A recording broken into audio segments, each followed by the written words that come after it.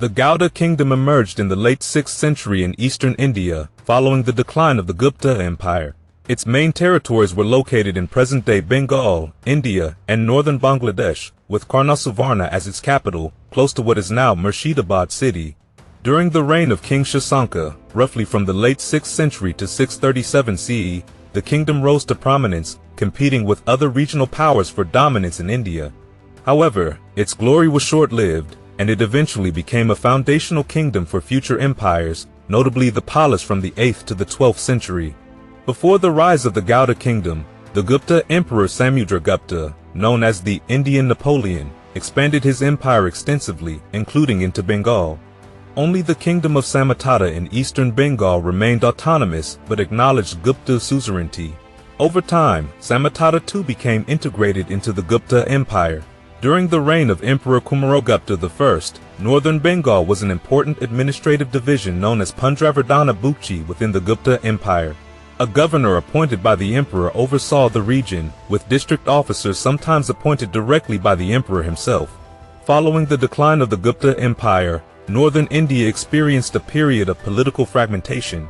Several independent powers emerged, including the Pushya Buddhists in Stanvishvara, now present-day Haryana, the Malkaris in Kosala, present-day Uttar Pradesh, and the later Guptas in Magadha and Malwa, now present-day Bihar and Madhya Pradesh. In Bengal, the fall of the Gupta Empire paved the way for the establishment of two influential kingdoms, Vanga and Gauda.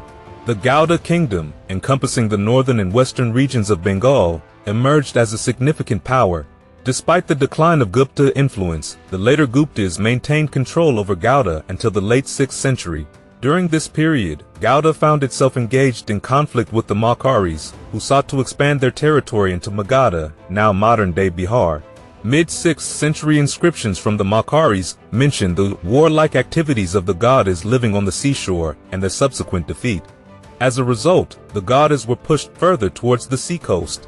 References to these historical events can be found in texts like the Aryamanjra Srimula Kalpa, a Buddhist text composed sometime after the 6th century, which contains detailed accounts of the histories of Gauda and Magadha.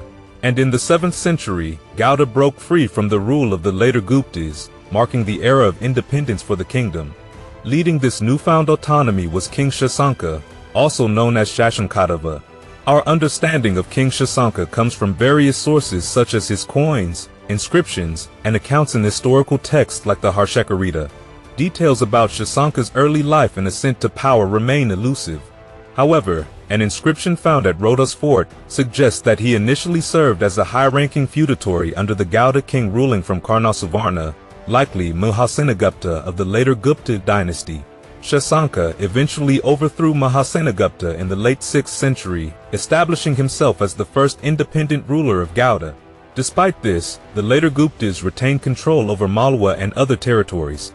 Understanding the political landscape of northern and eastern India at the time, Shasanka forged alliances to strengthen his position. He allied with Devakta, the son of Mahasenagupta, despite their prior enmity. Together, they confronted the rising power of the Malkaris, who had formed an alliance with the Pushya Buddhists. Their joint forces successfully defeated and killed the Malkari king Grayavarman. The Harshakarita, a biography of Emperor Harsha, sheds light on Shasanka's involvement in the tumultuous events of the time. Radyavardhana, Harsha's elder brother, ruled before him. Radyavardhana's wife, Rajayashri, was married to Grayavarman. When Grayavarman was slain and Kanyakubja occupied by Devakta, Radyavardhana marched to rescue his sister. However, in a twist of fate, he fell victim to a stratagem by Shasanka, who was allied with the Malwa king. These accounts illuminate the complex political maneuvers and alliances that characterized the time, shaping the course of events in northern and eastern India during King Shasanka's reign. And according to Bana, Prince Harsha learned of his brother's tragic fate, betrayed and murdered in his own quarters by the king of Gauda, Shasanka. Enraged by this heinous act, Harsha condemned Shasanka's character and swore vengeance. He declared war against the Gauda king, marching with his army and forging an alliance with King Bhaskarvarman of Kamarupa. While the Harshakarita doesn't detail the subsequent events, it's believed that Shasanka, fearing the combined might of Harsha and Bhaskarvarman, retreated from the conflict. Harsha managed to rescue his sister and seize control of Kanyakubja. Avantavarman, Varman's younger brother, took the throne, but upon his demise, Harsha assumed leadership of the Makkari realm. Despite his retreat, Shashanka remained a significant threat to Harsha. To counter this threat, Harsha appointed a member of the later Gupta family as a viceroy in Magadha. Shashanka continued to rule for about 32 years after withdrawing from Kanyakubja. Harsha eventually defeated him, gaining control over parts of Kongoda and Orissa. However, complete dominance over Gauda territories was achieved only after Shashanka's death in 637 CE. Banna's portrayal of Shashanka as a villain has been questioned by historians, suggesting biases in his account. Nonetheless, given the political climate of ancient India, such betrayals and power struggles were not uncommon. And in ancient India, political intrigue and assassination were not uncommon practices, often recommended by strategic thinkers like Kautilya. Shashanka, recognizing the volatile post-Gupta political landscape, adopted a warlike approach to secure his position. He engaged in treaties, alliances, and military campaigns, particularly against the Makkaris and their allies, the Pushyabudis. Despite facing formidable adversaries like Harsha, Shashanka remained a formidable force, expanding his kingdom's territory. According to the Chinese monk scholar Xuanzang, Shashanka ruled from Karnasuvarna, the capital of the Gauda Kingdom. His domain extended to regions like Magadha and Ganjam in present-day Odisha. While the specifics of his conquests remain unclear, his inscriptions from 619 CE depict him as a ruler of immense authority, bearing the title Maharaja, signifying his dominion over vast territories. And Shashanka maintained the administrative structure established during the Gupta era, as it was familiar to both officials and the populace. District officers were appointed by the king, who now wielded the authority previously held by Gupta emperors. Shashanka actively promoted Hinduism, evident in his coins depicting deities like Shiva and Lakshmi. However, the quality of his coins declined due to the ongoing turmoil and scarcity of gold. Details about Shashanka's military organization are scarce, but it likely resembled the imperial Gupta style. Soldiers wore simple attire, with elites donning armor. Shields were made from rhinoceros hide, and various weapons, including swords, bows, and lances, were utilized.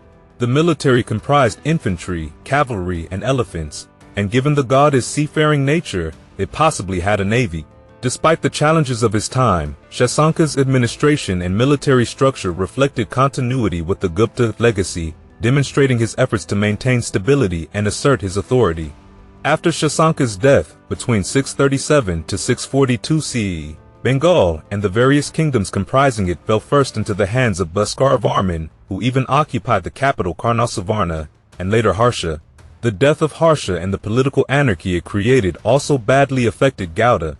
It continued as a kingdom but suffered invasions from many neighboring kings and from many quarters, including the Kanyakubja king Yashovarman in the 8th century. The court bard of Yashovarman Vikpadaraja wrote a poem in the Prakrit language called Gaudavaho, or The Slaying of the Gauda King, which describes the death of the then Gauda king at the hands of Yashovarman. Kings of Kashmir claim to have defeated 5 chieftains of Gauda in the 8th century. Though this claim does not seem true, it does show that the Gauda kingdom was flourishing well into the 8th century and was thus a routine target for invaders. The leaders of Gauda, even if they can be called kings, who followed after Shashanka, were too weak or insignificant to be even mentioned in the historical sources. It is also quite probable that hardly any royal leadership of worth existed, as these conditions of anarchy finally led the nobility, or any other people of note, to elect Gopala as their king in 750 CE. This was the beginning of the Palla dynasty. The Palla kings are known as kings of Gauda, and under them, Gauda entered into a new phase.